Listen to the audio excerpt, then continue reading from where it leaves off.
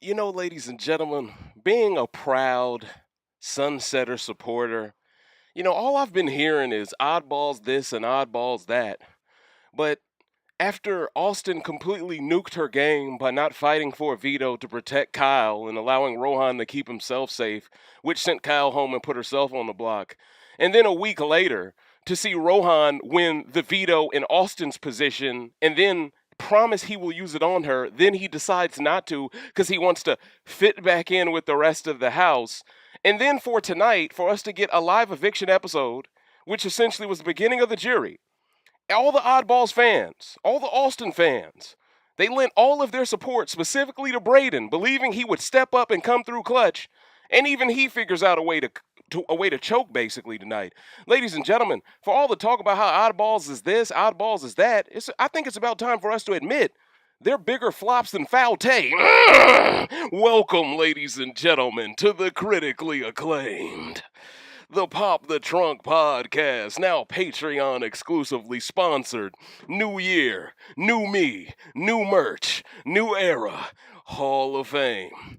Recency Bias Radio, where no one is safe from criticism. With me, of course, is your humble host, Dave Smith, Pretty Boy Smitty, Protocol Paul, Pro Game Ultra, Smid Dog Trail, the Rant God, Hotep Thanos, Throne Thanos, Metro Kaiba, the Pro Black Prodigy, the Shaman of the Shadow Realm, all of the above on that ISAT test and ACT. You know what it is. And we are back, ladies and gentlemen, for the 15th rant of Big Brother Canada 9 entitled Beginning to Erupt, Coach. And I'm starting to see that other fan base that supported that other alliance, they're beginning to erupt in a different way. These people are butthurt. I mean, literally, Austin and Bray threw such a temper tantrum all week. I felt like I would be regurgitating the same talking points if I gave y'all another rant before tonight. All they did was cry, cry, cry, play victim, white girl crying technique, wash, rinse, and repeat. That's all they did, okay? All they did. At the end of the day, Kyle fell on his sword so Austin could fight another week just for her to play a pick-me-based game with Rohan, walk up to him, and try to flirt her way to a championship. The same girl who claims she refuses to get flirtatious with Ty and Jed to stay. That's the same girl who was willing to do that for Rohan. So are you peeping game here? There's levels to this. Austin will flirt with Ro, she'll flirt with Kyle, but she'll act like it's beneath her to flirt with a black man. Exposed. While she acts as if this gay black guy is her conduit, or the person who allows her to slay girl, be flawless girl. At the end of the day, coach, no matter how you shake it, Austin, you ruined your game. You could have easily been part of that cool kid sunsetter coalition, which Beth was trying to work towards by essentially betraying Toya, right? When Toya got sent home, let's not forget here, Austin was in the best position in the game the minute Toya walked out that house. She was in the best position. Victoria took the heat for Austin to be in the best position. And Austin choked her way out of the house. I mean, I heard her and Bray say, well, if Rohan doesn't use the veto on us, we're just gonna start eating normal food. Skip this. And then production rewards the entire house with a food fight so then the have-nots can start eating.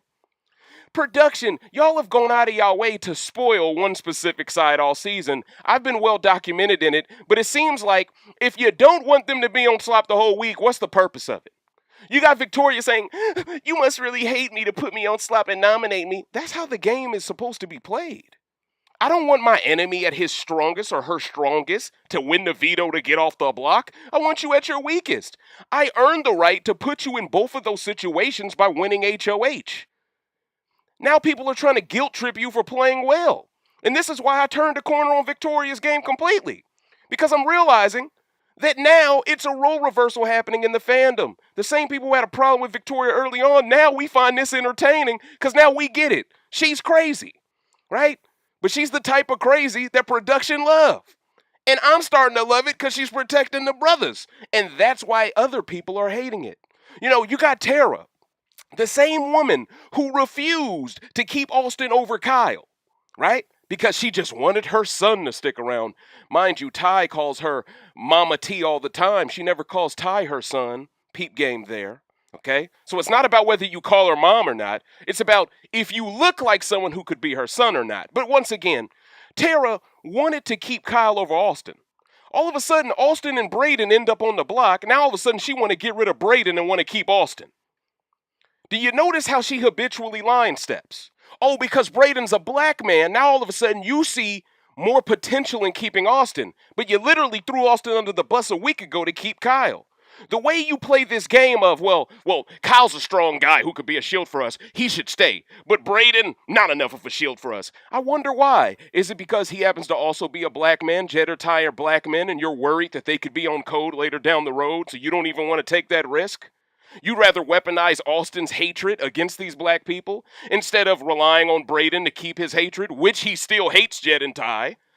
You know, and see, on feeds, there's this scuttlebutt going around about how Ty allowed Breydon to kiss him on the neck, and because of that, people really believe that Ty is playing this exceptional game where Breydon would never target him. I never once bought that, and this is why I always held these brothers accountable for voluntarily buck-breaking themselves, because that will never keep you safe when someone like Breydon has power. He's not going to remember the day you made him feel good by allowing him to kiss you on the neck. He's not going to remember that. He's going to remember Austin leaving, and he's going to care about that more. Tonight, Vic completely shitted on Austin's life. She said, this is Big Brother, not find your best friend at summer camp. I was like, exposed? You feel it, dig me? Haven't I said this about Breydon's game from day one since the Julie Vu days? See, this is where I'm starting to see, okay, there's more to Vic than meets the eye on the Transformer side of the game. And I'm starting to see people transform their takes because now they're butthurt over how the game is being played. You know, the game was so damn Jimmy rigged against Jed and Ty. The fact that both of these brothers are going to be safe another week is once again another testament to their great social games. And I'm glad this week, because I watched all 3 episodes today like I normally do, I'm happy Jed and Ty are starting to admit that our social games is what kept us safe, even though we look like physical threats. Physically, we ain't really won that much. But socially, we're doing just enough to make people go, nah, I can't do them that way. As long as they can keep doing that and then eventually start winning HOHs, the sky is the limit for these two. Now, what I'm worried about is now that Beth is HOH, she gets to have credit for protecting Jed and Ty during an HOH week. Will Jed feel like he owes Beth more than he owes Ty if he's in a Final 3 scenario with both of them? A lot of people suspect that Jed could take Beth with him to Final 2, believing she's a GOAT. So a lot of people think Jed has the capability of betraying Ty at the end. Now, I'm not going to get too far ahead of myself because the odds of having 2 straight black men in the Final 3, I just find that to be a miracle. So I don't even want to speak into existence and jinx it. You know, I don't want to get ahead of myself. But the fact that people are already discussing whether Jed will take Ty to Final 2, that tells me all I need to know, that these brothers are playing exceptionally. That's facts, you know. No, I did not know that she settles to Lester. Did you hear that Tera made a racist Simpsons joke to Tera? Wait, Tera made a racist Simpsons joke to herself? Or did you mean Tina? Either way, I heard production must have said something to Tera, because all of a sudden Tera on feeds is like, Ty, I really like how your butt looks. Oh, Beth, I really think you should go flirt more with Ty. You know, all of a sudden Tera is so into the love triangle. All of a sudden now she wants to almost be the liaison that helps the orgy kick off even more. All of a sudden she's like, Beth, are you sure you like Jed? Shouldn't you allow Ty to bust more? Like, what is she doing? And for someone who consistently targets these brothers, I just think this is solely gameplay on her part, but it's gameplay she doesn't have to participate in, the same way I feel like Beth's gameplay of just being passed around like a blunt in a hot box is low frequency. Oh, she said it to Rohan. Okay. I didn't know she said that to Rohan. Based off how he said it, I didn't know. And by the way, ladies and gentlemen, next week is a double eviction, meaning the first 2 members of the jury will be sent to the Shadow Realm and sequestered together. Well, that's good, because I remember when Ian Terry was about to be the only member in jury for that first week. Man, when I tell you, he was on the I'm willing to go home side of the game. He was really mad about that. So it might be something to this quarantine, being in the jury house by yourself, that really doesn't put people in the right mental state. So, hey, if any way you can help a player be in the right mental health, by making sure someone else can accompany them in sequester, I'm all for that. I don't even mind it. And that brings me to why Jed was so smart to throw this HOH tonight. Make no mistake about it, ladies and gentlemen, Jed could have went for this. But seeing how there is a double eviction on the horizon a week from now, we need Jed and Ty both competing for that HOH. We don't need one of them. Because in that scenario, Beth could cut one of them. So it's good Beth ain't the one competing for HOH in that scenario. You see what I'm saying here? This forces Beth to play the game a little bit more pragmatic with Jed and Ty because she needs them to keep her safe after this week. And in terms of Beth, I mean, Victoria has done everything she could the past couple of weeks to try to cause some type of fracture, some type of friction between you, Jed, and Ty. In my opinion, Beth's best move this week is to target Vic, possibly through backdoor. And if you all remember, she contemplated backdooring Beth a couple of times already this season. I think Vic deserves that type of smoke from Beth. Now, do I expect Beth to do that necessarily? Not really. Because I have a feeling production will try to step in and go, hey, with Austin gone, both of y'all are our apex pets right now. We don't need y'all clashing. You know, if I know production well enough, I know that they can create a ceasefire between two natural enemies, coach. And I think that's what's going to happen. I think this week we're going to have a ceasefire.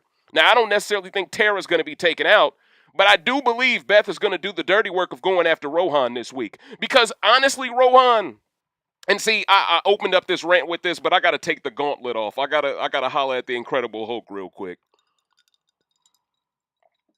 Rohan, I thought you was a better player than this, my guy. I thought you was much better than this. You know, when Jed didn't use the veto on Toya, I was outraged about that, and you could argue Jed, from a game standpoint, it was more risky for him. Ro, you really had no risk in that move. The invisible HOH, even if you thought it was Ty, who else did you expect Ty to throw up if Bray and Austin are the only members in Carb left that you have to be loyal to now that Kyle's gone? Were you that worried Tera would be backdoored? Did you really rank Tera higher than Austin to protect your game? You need shields around you, Rohan. Austin is clearly your shield based off how she's being targeted before you. It behooved you 100% to use that power of veto on Austin. I don't care how I might feel about Austin's game, but let's keep it real on these streets. Rohan, you've been someone who's been targeted from week one. Winning that veto in the role reversal way that you did it, because the week prior to that, Austin was in that position and she threw it, which gave you the chance to stay over Kyle. This time around, and see, ladies and gentlemen, it is highly rumored that Rohan had a crush on Austin. Austin was playing to that with her flirtatious ways. Unfortunately, it didn't work the way she thought it would work. She thought it would be a no-brainer he would use it. She thought she could just go around the rest of the house and keep crying. And Rohan, you promised her you would use it. She asked you, if I pick you for the veto, will you use it on me? Yes. He emphatically just said yes in that bathroom. So my thing is, bro, why would you break your word to her? Now Breydon is going to remember that you didn't keep your word, especially after the fact that you told both of them already that you would do everything in your power to push them further in the game. Now, I get it. You're not going to just be somebody's indentured servant within the game. You're still going to look out for yourself. But my point is, looking out for yourself in that moment was using the veto on somebody. Not using it at all was one of the dumbest moves you can make, because you're still an enemy to the trio, right? You're never going to penetrate the Vic, Kiefer, Tera, Tina foursome, even if Tera wants you to infiltrate it and make it a 5. I personally don't believe Kiefer will ever allow that, because Kiefer don't want you lasting that much longer. That's why I think Kiefer is going to utilize his social game to push Beth into targeting Rohan this week to do his dirty work for him. Because you got to think about it, for Kiefer's game, yeah, he wants other people to have to target Ty and Jed so he doesn't have to. But at the same time, I think he's worried about Ro winning HOH and taking the easy way out of targeting Kiefer over Ty and Jed. And when you take into account how Rohan did not use the veto on Austin, which would have made a lot of waves with Ty and Jed, doesn't Kiefer have a right to believe Ro would continuously play a conservative-based game of going for an easy target? So that's why I feel like Kiefer's game this week has to be to nail them bullet points home with Beth. You gotta take out Ro, or now I'm sure he doesn't want Vic going, but that's why I think he's got to be Ro and Breydon on the block. Now, for Beth's game, putting up Breydon isn't good for her game. If she wants to have any type of relationship with him moving forward, she's got to keep him off the block this week, at least initially.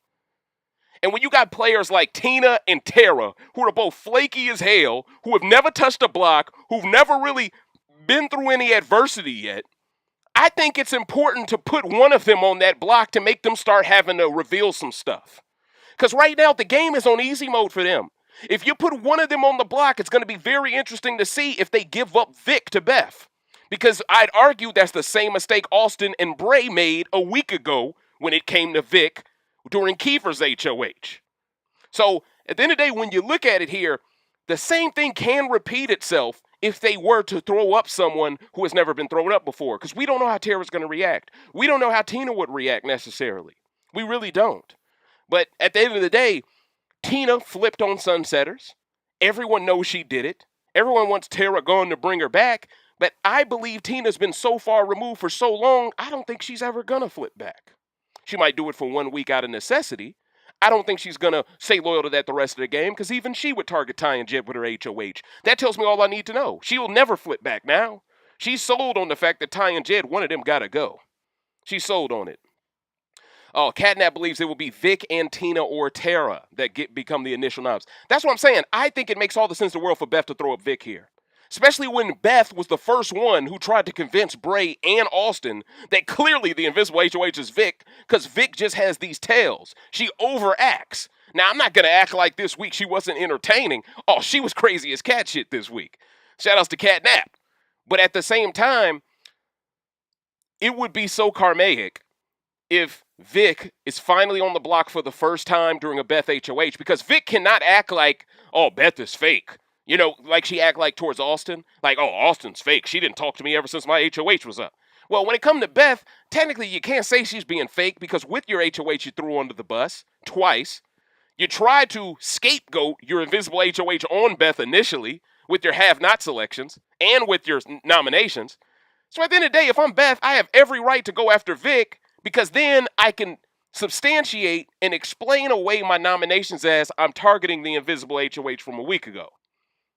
In my opinion, that's the best move for Beth. And we've seen Beth on feeds talk with Rohan. It's clear that she might be open to a pivot with him.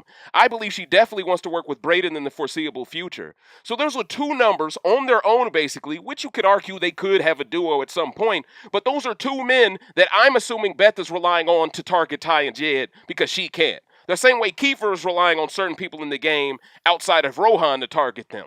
So, at the end of the day, that's how the game is shaking out. Certain people can't afford to target Ty and Jed. That's why Ty and Jed have the most to gain from Beth winning this specific HOH.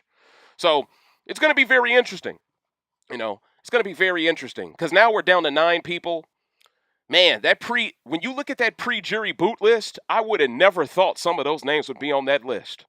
I would have never thought. Now, I probably did see Julie Vu coming. But outside of that, I definitely didn't think Kyle would be a pre-jury boot. Never thought Austin would be. She was first on the WTF for crying out loud. Like Toya, I mean, if based off the game she was playing the first week, I would have never thought that was coming either. So at the end of the day, karma suggests that based off how Toya was on top of things, but she did a little too much and the house viewed her as someone who needed to go, technically speaking here, if we keep in that same energy, Victoria did a little bit too much. She didn't take the shot a lot of people wanted her to take.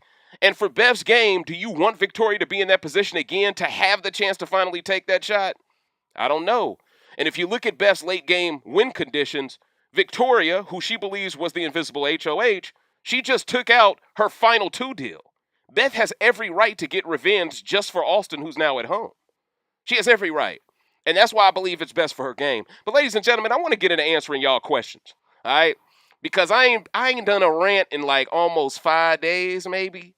I know y'all have missed a rant, and I know y'all probably have a lot of takes, and there's probably some things y'all saw on feeds that I didn't really get to see, but I thought it was super impressive how Jed lasted as long as he did in a memory comp, especially when you consider Bray and Austin were going out of their way to try to run into the defender's bedroom to try to share the wrong information with them, to stifle them. The fact that they overcame that, Jed and Beth, in between all of the different type of sex they was having, for the fact that they could find time to study in this mother. I got to give them some credit.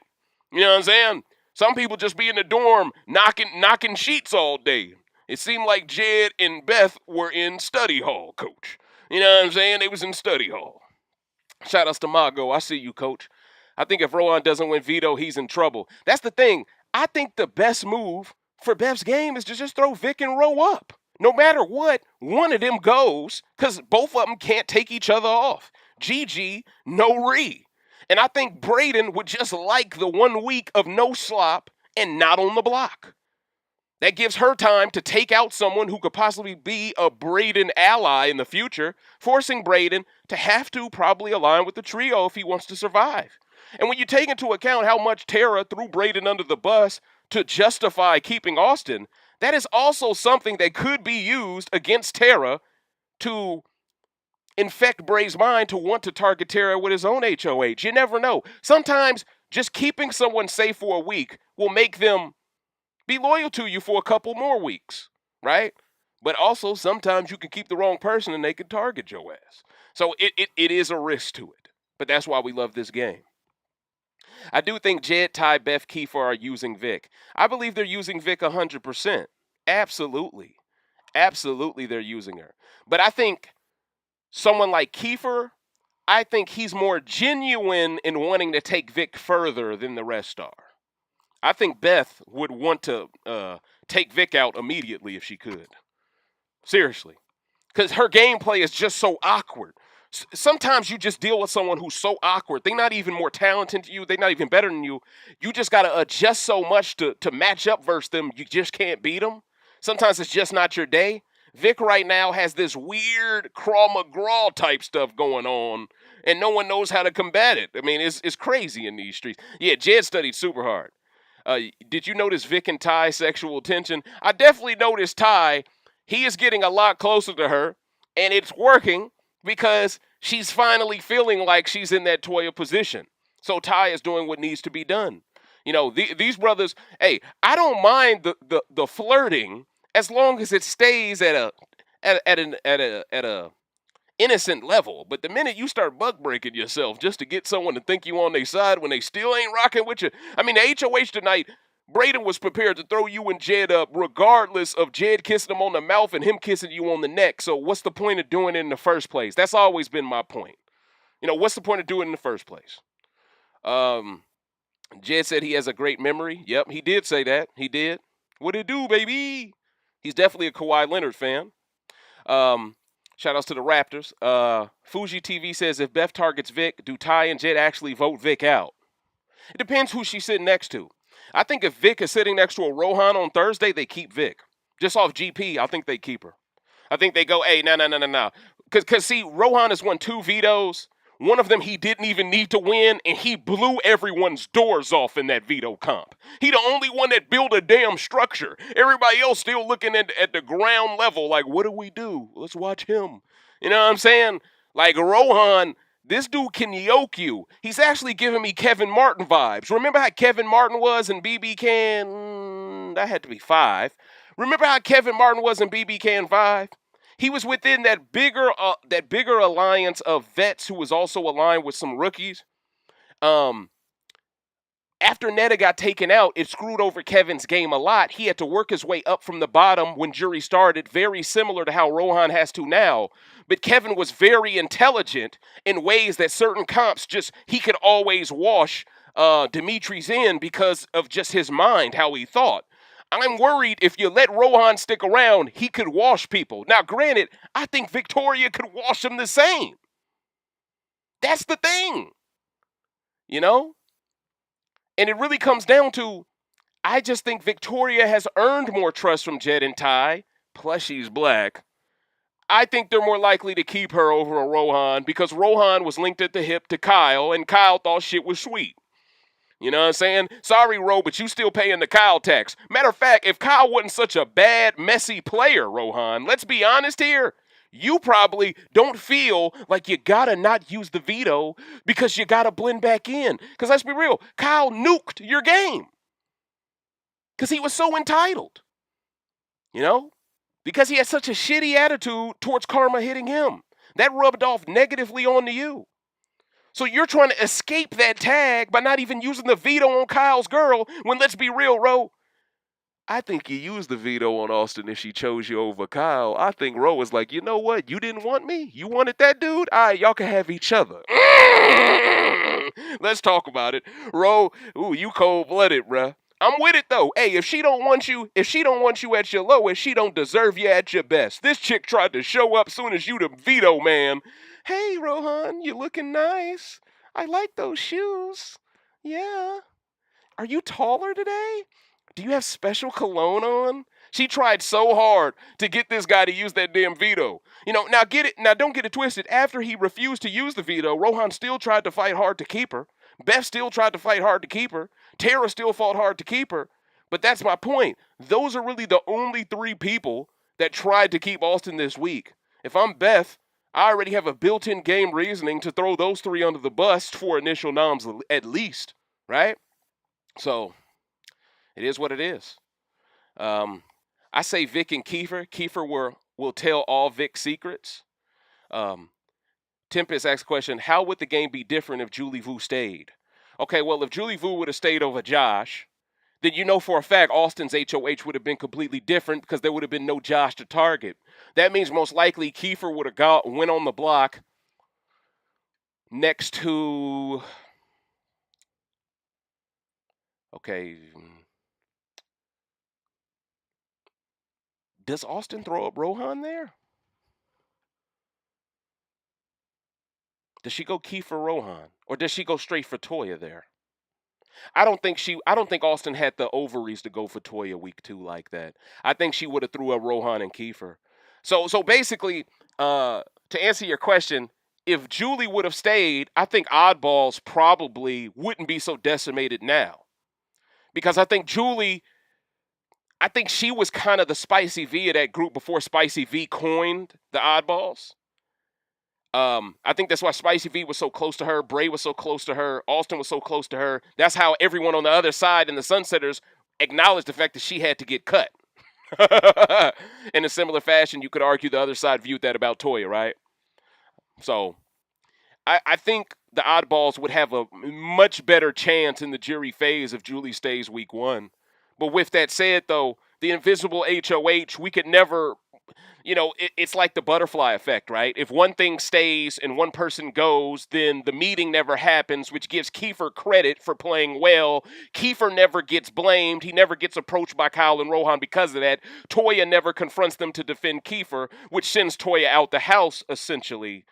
Then Kiefer never claps back on Toya's name based off of what happened with Josh. You see what I'm saying? We get an entirely alternate reality. So...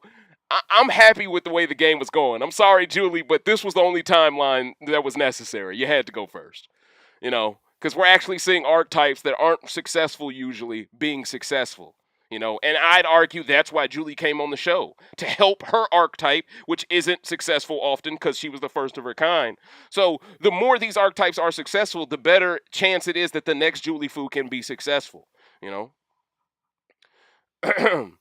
I mean, facts, King Cash. I mean, she chose the unemployed dude over him. At the end of the day, go to that guy.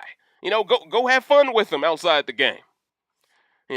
Some tell me Rohan getting money because he a smart brother. He's smart. That dude he's thorough. You know what I'm saying? Certain people, when you just see them react to information and just how quickly they can deflect or like run with it, Rohan's really quick. That's why I think personally, Ty, Jed, and Beth will look at him as the one who needs to go before Vic. Even if I personally think for Beth's game, Vic should go before Ro. I think for her game, that's what she should want. The hard thing is, how do you talk your way into doing that when Vic just protected Ty and Jed? How do you talk yourself into doing that? Beth is going to have to work her way around it. That's why I think for Beth's game, it might be best to not throw up Vic initially and backdoor her after Ro comes off. Then you can almost talk the boys into being okay with it. But any other move, you could risk the boys not really being down with that based off optics. Coach, shout outs to Rod. Coach, do you think if they don't get Vic out in the double, will she win the game? Nah, I don't think it's that simple. But I definitely believe Vic is a matchup nightmare. I think she's a matchup nightmare. Certain people you just can't explain. They're going to get buckets. especially coming off of the week that she just had. I mean, this girl, she deserves an Oscar. Well, I guess it's a TV show. She deserves an Emmy. The performance she put on, the Young and Restless, they're waiting, coach. You know what I mean? Now to be fair, like I said earlier, she kind of overdid it to the point where everyone could see it. I mean, there was actually a hair extension gate that happened on feeds where Austin was butthurt over how she was being treated. So she returned Vic's hair extensions a couple of days early. Vic took that so personal.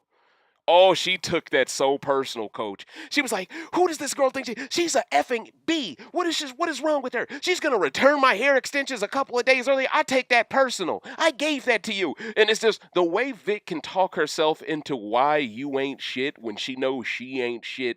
It's something to marvel at. It's hilarious to me, you know? I was just hoping she would do that to Beth before Austin, because oh man, the scenes of I think Victoria would have had Canada's favorite player locked up if she did that to Beth. I'm seeing people hate Beth, bro. The type of hatred Beth is getting, Beth must be aware of the hatred, because I'm seeing her now finally say on feeds, I bet they can't stand me sleeping around with these boys. No duh. I mean, come on. And then in the edit, you see how they tried to rebrand her. Oh, I chose Jed over Ty.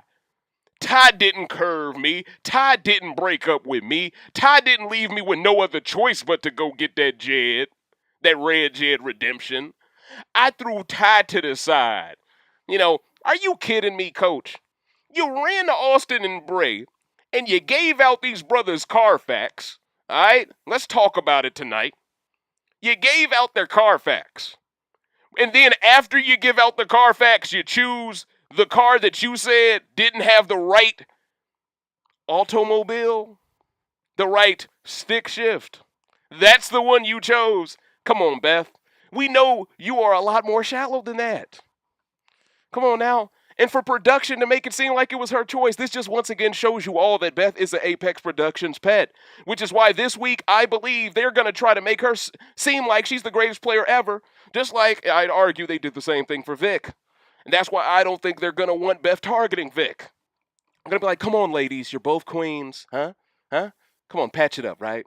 Hey, Ty and Jed. Huh? You're both all trying to do the same thing, right? Hey. You know, that type of stuff.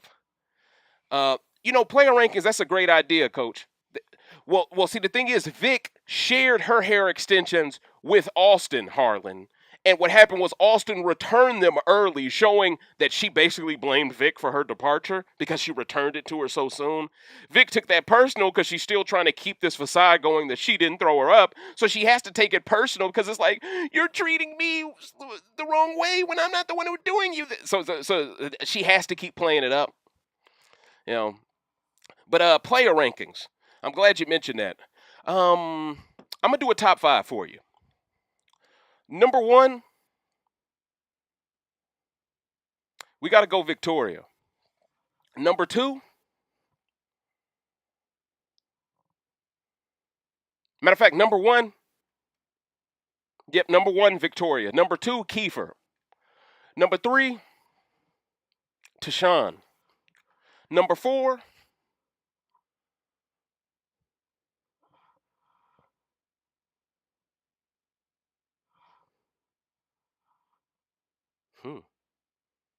I'd probably say Jed.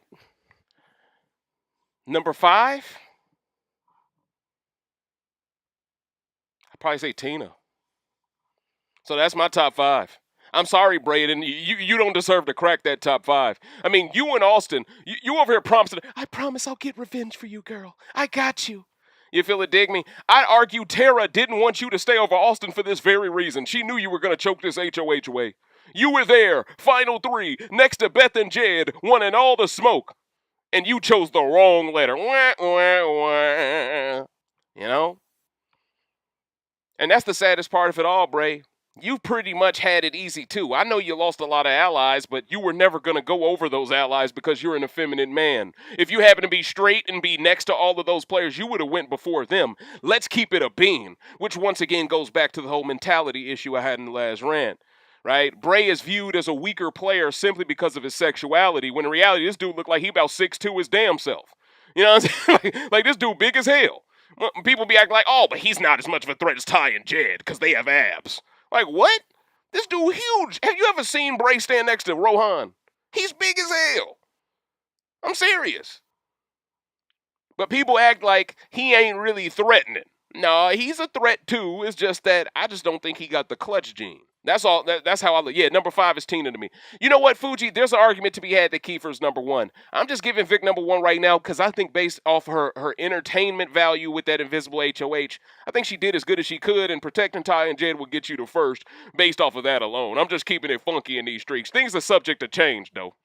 You know? Yep. Well, Rod, yep. Okay, bet. Rod got the same exact top 5 I got. You know what I'm saying? I don't consider Beth top 5 either because she tried to force a flip. All of a sudden, Beth want to be Toya. You notice that? All of a sudden, Austin's in trouble. I want to be Toya now. Oh, okay. Now you want to culturally appropriate, huh? You know, that was the thing that made you so scared of Toya's game. But you and Rohan, y'all will do the same thing to protect this one girl. Rohan wouldn't use the veto, but he'll try to force a flip. That's the most hustling, backwards, dumb shit I've ever seen. I don't get it. I really don't get it. Mago asked the question, why does it seem like this season nobody wants to campaign? I think a lot of that has to do with the fact that there's usually always a pawn next to an obvious target. So people know better than to campaign against a pawn. Also, people are usually on the block next to someone they actually like, so they don't want to do that.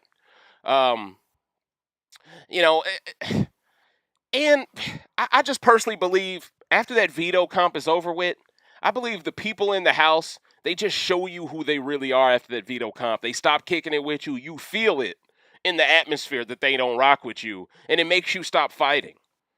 You know, we saw that with Austin. We saw that with Breydon. I mean, did you see how butthurt Austin was after that food fight? She got like some like melted cheese on like a white shirt or something, or a white vest. She was about to cry about it in the shower. She's like, oh, I got this hair in my arm.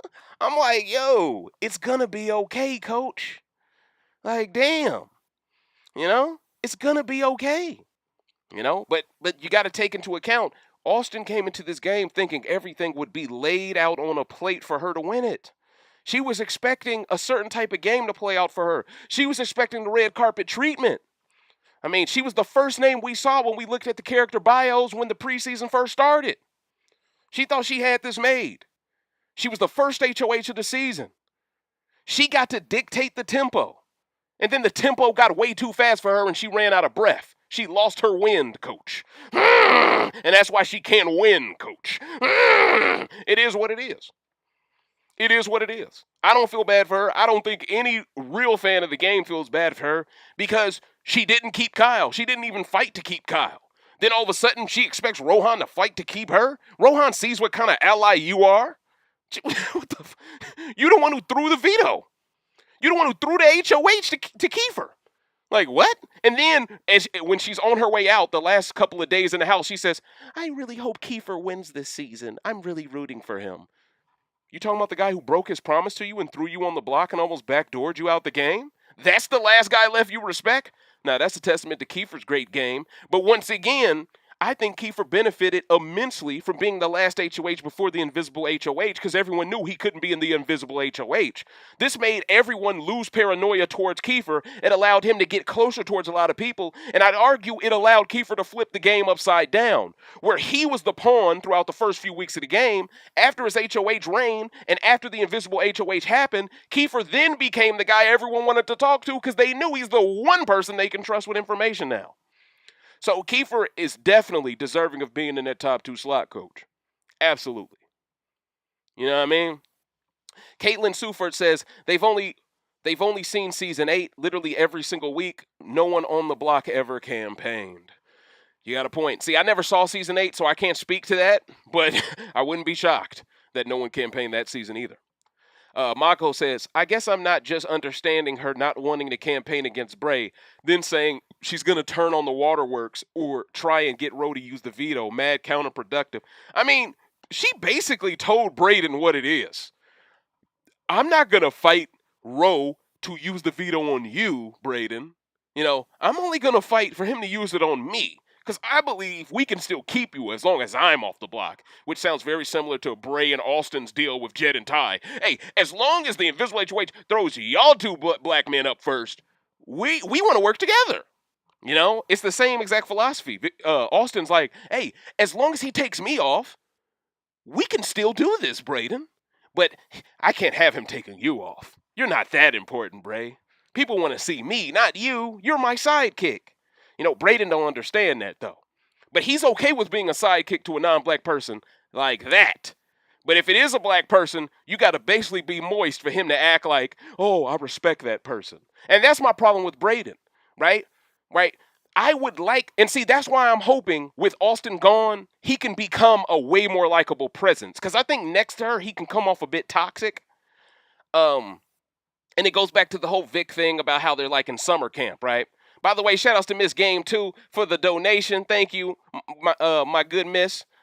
She just says, thanks for being you. Thank you. I appreciate that, Coach. Happy April Fool's Day. You know what I'm saying? I hope this ain't an April Fool. No, I'm joking. But yeah, at the end of the day, Coach, man, it's just interesting. You know, at the end of the day, Beth gives Jed and Ty another week off to continuously work their social game. Tera is going to lose her mind another week in a row. But at least now, with Beth as the HOH, Tina and Tera got to approach this a little differently. Because Jed and Ty have been blaming everything on Tera to the rest of the house. Correct. So this should give the rest of the house a cue that they can blame everything on Tera too in this mug. And we can all come together like Voltron to get her sent to the Shadow Realm. Now, granted, I think for Jed and Ty's long-term options, Tera right now going out might not be the optimal play. Hell, I don't even think Beth would take out Tera right now. But with that said, Tera seems to be the most vocal about wanting Jed and Ty out outwardly. I mean, it's getting to a point now where it's borderline psychopathic how much she just focuses and fixates on them so much. Like, the other day she said, the boys don't think we're playing the game. That's so disrespectful. Just because we don't play the way you want us to play doesn't mean we're playing it. Well, from their perspective, you're a whole bunch of flip-floppers who are super flaky. You can't be trusted. You don't stand on your square. You haven't won anything. Right? They have every right to feel that way about you. Now, granted, from her perspective, Ty, what if you won? Okay, I can meet you halfway there. But if you really thought he was the invisible HOH, could you really have that take a week ago? So it once again just goes to show they know Ty ain't the HOH. Because when it's time to talk that slick sideways shit about him, they talk about how he ain't won nothing. But they quick to pin that on him even though Vic did it, just because they want the black man gone for it. Big facts. Big facts. You know? Tera might go full Karen soon. She just might, Coach. She's salty in these streets. Terror is obsessed. Yeah, Tera the Terror. That was a nickname on day one. Karen Tera is what I call her. Tera is going to self-destruct soon. Her ass needs to win HOH or Veto to change things or shut the hell up. I couldn't agree with you anymore. You know, at the end of the day, Coach, she had a chance to become invisible HOH and actually make something of herself this season. She choked as much as Bray did. All right? And I'm going to keep it funky with you in these streets. How the hell did some of those players end up with tiebreakers and shit when along the way while they was hitting the button, Vic was ahead of them by like 7 presses, and all of a sudden they all even? Did Vic just stop watching rocks for a second? Like, huh? And then towards the end, Arissa's like, tiebreaker time. It's time for you all to keep clicking, but the people who didn't make it to the tiebreaker, I want you to keep clicking as well. That way no one knows who's clicking. If I was in the game and I didn't make it to the tiebreaker, I ain't clicking shit. I'm listening, boy. You know what I'm saying? On the Hulk Hogan side of the game, boy. You feel it, dig me? You feel it, dig me? I'm on the Hulk Hogan side of the game. I'm trying to rip my shirt off and figure out who's next to me. You feel it, dig me? Now, unless they blindfolded these players before they put them in those booths, I have reason to believe everyone knew who was surrounding them. So, in that tiebreaker spot, I'm just listening for the clicks. Now, maybe the sound of the click, maybe it's coming from a speaker box somewhere far away so you can't really hear it from that exact same booth. But that's what my strategy would have been. I would have figured out a way to triangulate where that sound is coming from on some Bill Nye the Science Guy type shit. Da-na-na-na-na, Inspector Gadget. Da-na-na-na-na-na-na-hoo-hoo. You feel it, dig me? That would have been my mantra. Let's keep it funky, man. Listen, I'm cutthroat out here, man. You talking about invisible HOHs, man? Man. And that's another reason why I got to give Jed and Ty credit. I don't know how they kept their composure so long. Like, knowing that everyone has the easy reason to target over y'all, I don't know how they kept themselves in check, man. I don't know how they did it. I probably would have lost it I probably would have lost it before the nominations came through. I probably would. Man, who has it, man? Come on, just be honest with us, man. Come on, I promise we ain't gonna have a problem with you. Just let me know, you know? Stuff's wild, yo. It's wild. Marley Jones says, Tera reminds me of Angela from BB20, except she can't win anything. That's a good shout. Rod says, I think Tina is a comp flop too, but at least she isn't annoying as hell. I mean, I think Tina's throwing a lot of these comps because she can right now. I think Tina is very crafty. But once again, just like Breydon next to Austin is a little bit repulsive, I feel like Tina next to Tera is a bit repulsive. I would like to see her play without that chick, personally. That's just my thing. You know, that's just my thing. No disrespect. I'm just being honest with you. Shout outs to my homeboy Theo Caesar Mosby. He asked the question, who knew this game was good at outing Karens? You know, hey, it is really good at that. I'll give you that. It's becoming that. I remember when Dina Lohan was on her Karen stuff during CBBUS too, and they almost tried to rig the game for her if Ricky Williams wouldn't have been on code. We saw what was finna go down. They was gonna reward Dina Lohan with a win over Ricky Williams when she ain't do shit all season just because she was a white woman. So we see these things firsthand. And that's why, Jed, you're gonna be a damn fool if you take Beth to final 2 over Ty. Listen.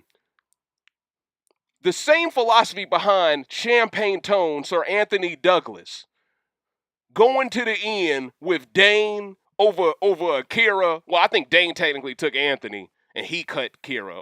I think that's what happened. I think Anthony technically cut Adam Pike right before that. But my point is, the reason why them two dudes did not want to risk having someone like the non-binary blindsider with them in Final 2 is because narratives are very powerful. Sometimes they're more powerful than the truth. Sometimes you'll get a jury that is completely bitter who will root for someone who just wasn't part of the people who controlled things the whole time. Sometimes you can't risk that. Now, I'm not saying Beth wasn't part of the thinking, the brainstorming that led to Jed and Ty being in this great position now. I'm not saying that she wasn't part of that. I'm just saying, don't make the same mistake Godfrey made. Now, to be fair, Godfrey just picked the wrong white woman, but I'd still argue he would have lost no matter which one he chose. I just think that's an excuse people use to make it seem like Godfrey played himself, when in reality, Godfrey shouldn't have lost to either one of them. Let's talk about it. I ain't never seen no dude do a karate kick 10 feet in the air on the Street Fighter side of the game, come back, make the end, have the most viral moment of the season, and people go, you didn't play hard enough. Are you kidding me? He declared war, which flipped the entire game when he did it. That you don't go up to Gerard Butler and tell him the kick from 300 wasn't hard enough, when that's the one scene we all remember. I'm just saying, I feel like people try to downplay Godfrey's greatness just because he didn't win, knowing damn well he should have. That's all I'm saying. Remember Aaron? Oh, you talking about BB15. Yeah, we can keep her in the shadow realm. I ain't trying to make her relevant. Oh, thank you, Miss Game, for the happy belated birthday wish. I appreciate it, Coach. Oh, yeah, you definitely, you know what I'm saying? I'm going to take a sip for you. Take a shot for me. Ooh, oh, oh. Ooh, oh, oh. Take care. Legendary. That was me in college. Well, I had that in the cut. I had it on my Xbox 360, Coach. You knew I was going crazy in the dorms. You got that on the hard drive on the 360? Eee! But yeah. Karen Tera could leave this week. I want her gone before Ro, to be honest. Honestly, I believe Ro deserves to stay, but I believe after him refusing to use the veto on Austin, a move that made absolutely no sense, he justified getting sent to the Shadow Realm. Because he didn't show no fight back, in my opinion. It's like he's laying down. He's taking it. That's all I gotta say, you know. Miss Marley Jones, oh dang, I just missed her comment. Blockstar says Anthony should have taken Mark. That's what my thought process was in the moment. But I think Anthony believed Mark didn't deserve to win, and I think he thought the jury would have been more bitter towards him, and Mark would have somehow beat him, and that would have been more embarrassing than just losing to Dane, who deserved to win. I think that was Sir Anthony Douglas's thought process, and I can't really knock it, because if these people didn't even give him a vote after never touching a block, they were never going to vote for him to beat Mark either. Let's just keep it real. The agenda was the agenda. You would have had people talking and say, well, Mark was a good player. Shut your... I ain't even going to get into that no more. But I'm just saying, you would have had people making sense out of nonsense. That's all I'm saying. Please smash the like button. Thank you, Lord Wu. I appreciate that, Coach. You're right. Godfrey did have a mostly white jury. You're right about that, you know. But I remember how Godfrey played. Wasn't that the Chop Shop season? The Chop Shop was the initial big alliance that got sent to the Shadow Realm, and this is another reason why we got to give the Sunsetters credit. Usually the first alliance in Big Brother Canada is the one that gets taken out first, and it's usually the Rebel Alliance that becomes the fan fave. I argue Oddball fans wanted that to happen this season, but they flopped harder than Falte. So, you know, we can't have these type of things. That's why I tried to tell y'all ages ago Sunsetters was the real Falte. The Falte that... They are the Falte that was promised. That's less problematic, that's smarter. You know, Tina knows it's about time to hop off the Tera train. I hope so. Lord Wu says, yeah, fact, Dave. Happy belated. Thank you, bro. I appreciate you. Get the like up for Coach's Bieda. Thank you, man. Yeah, get them likes up. Let's get it cracking. You know, maybe we got some Austin and Bray fans in here. You know what I'm saying? Let's get it cracking. Put it this way. If you don't like Beth being passed around like a roach at a damn Coachella, all right? If you don't like that, hit the like button. See, I gave everyone a reason. Even the people that don't like me, now y'all got a reason to hit that like button. Everyone can't stand Beth. So let's come together to hit that like for that. You know what I mean? Tina really chose Tera over LT. I know. It's crazy, right? It just goes to show you. People will revert to what's simple and easy when adversity strikes. And that's why I gave Kiefer so much credit. He could have folded like lawn chairs, man. And see, here's the thing. If Kiefer would have folded like lawn chairs and took out one of Ty and Jed, the invisible HOH would have had every right to take out the other one. We could have easily had neither one of them black men in jury. Now we got both, guaranteed. And they both might survive the double now. This is the power of allies when they really step up and they put some action behind their words. Tera is panicking right now on feeds. She says all Jed, Ty, and do is lay around all day and get rubbed. Oh, she's butthurt. She's salty. You know, when Kyle and Austin was having staring contests because neither one had a mouthpiece, she thought that was cute. Huh? She was visualizing how their babies would look. Huh? But when it's a white girl with a black man, she's so disgusted. Huh? But this is the same girl who walks up to Beth and says, keep doing more swirling, girl. I approve. Huh? How are you both people simultaneously, Tera? Make it make sense. I guess in her mind, I can plant a bigger target on Beth by getting her to continuously keep flirting with both men. And maybe in her mind, eventually Beth will be the reason that the two black men target each other out of jealousy. I just don't see them black men doing that. I see Jed taking Beth to final two with him before I see him legit beefing with Ty on feeds or something. You know? Rod asked the question, do you think the Sunsetters would have still been able to take back control of the game if Toya would have still been in the game? I believe they were in control of the game when Toya was in the game. I believe if they would have lost Kiefer over Toya, look, the butterfly effect still occurs here, right?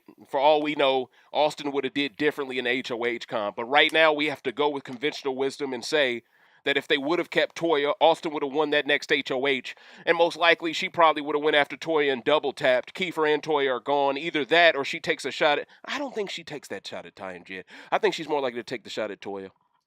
Or just Kiefer. Either way, yeah, I think a certain players would be better off in that scenario. But once again, the butterfly effect, we can't really tell what would happen if certain things didn't. Miss Marley Jones asked the question, why are the oddballs worse than Falte? Falte won comps and still messed up. Okay, the oddballs are worse than Falte because, number one, they win comps and then do nothing with it. Number two, they had more competent players that were aware of how they were being played and still got played. Now, you can argue Falte still got played when they should have been aware, but Level 6 took out all the people who were aware of what was going on one by one, and they just left the riffraff that were going to beef with each other. Basically, that's how they left it. When you talk about oddballs, you could argue Sunsetters did the same thing towards them. But the chokes that I'm seeing from oddballs, specifically Austin's chokes, and she was really the princess that was promised, her choking threw the morale of the team in the tank. Kyle leaving took away her shield, which made it easier to throw up Bray next to her and for her to go. Rohan losing his backbone now that Kyle is gone. And see, that's another thing, Ro. This looks like all of a sudden because Kyle isn't there to be your bodyguard, now you ain't got no chest out, right? Y'all was quick to apply full court pressure on Kiefer when it was you and Kyle in the game. Now Kyle's gone. All of a sudden, I don't want to use the veto on Austin. No, I'm straight. I just want to assimilate. I can't help but notice because Kyle's gone, you lost your balls. I'm just saying, what's going on? Because I don't want you to lose them, coach. All right? I want you to earn your spot in this game moving forward. But the fact that you did not use that veto, you set all the other players left. And now that Austin is gone, you set them all up to fail. Every remaining oddball, you and Bray are in trouble. Tera in trouble. Tina in trouble. And it's all because you didn't keep Austin. Because I think Austin would have done better at this comp than Bray did. I think Bray and Austin are both very intelligent people outside of the game, but I think Austin is just different gravy. And I think that's why they got her out of there. I mean, she damn near won every comp this season she was in. You know, if all your alliance does is throw comps and never use vetoes, what are you really doing? And see, that's the thing. Sunsetters flopped a couple of times the same way. But at least they learned their lesson, and now their morale is untouchable. Now it's unwavering. Now they're focused on the clapback, and they're continuously clapping, right? They're not stopping the applause, coach. You know what I'm saying? They going for a stump out right now. They're getting flooded over there on the oddball side. They're getting flooded, you know? And it is what it is. Now we know how white people feel like every season. The black people surviving week after. I know, right? Miss Marley. Or Mr. Marley, I don't really know if that's, that could be unisex. It's very ambiguous. But my point is, Marley, at the end of the day, coach, I couldn't agree more. This is the first season since maybe Celebrity Big Brother US Season 2 where I felt like, wow, so this is what it feels like to have confidence that your side gonna win every week. You know, like, I didn't even make my thumbnail until, like, right after the episode ended. Because I wanted to be careful. I was like, who's going to win this HOH? That's who I'm going to make the thumbnail for. And I'm thinking in my mind, I don't even care. Let's just wait. And then to see Jed and Beth at the end, the last two, I'm just like, sometimes that's just how it goes, yo. That's just how it goes. You know, and that's the truth, Blockstar. The Sunsetters were loyal to each other. The oddballs were a whole bunch of new school snakes who would sell salt to a slug if they could.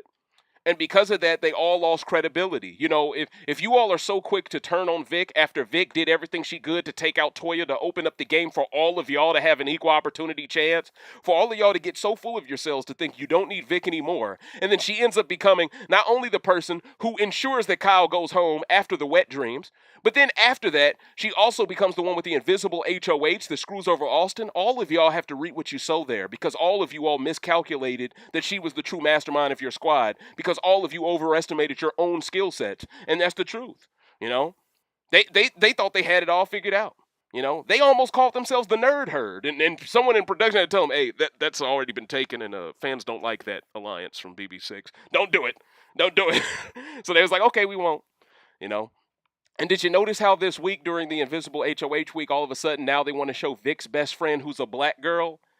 But a couple of weeks ago, her best friend was her boy toy's boy toy. I'm just saying, so now you got multiple best friends, and now this one's black. Now that Toya's gone, let's show her black friend. Let's get the black women in line and to root for Vic now. Do you see the subtle way production's trying to rebrand Vic now? I see what you're doing, production. You're not slick, but I get it. Well, ladies and gentlemen, this has been the 15th rant of Big Brother Canada 9, breaking down episode 14 of the season, ladies and gentlemen, entitled Beginning to Erupt. I hope you all enjoyed this rant. I tried to make it a little bit longer than usual because I've been gone for a while. But at the same time, I wanted to make sure that I broke down the strategy. And now that Beth is the HOH, I tried my best to give you all of the different lanes the game can move down and all of the pivoting prowess available, ladies and gentlemen. Jed and Ty are in a fantastic position, clearly. Kiefer, I believe, is completely safe. Vic has a right to feel a little bit nervous.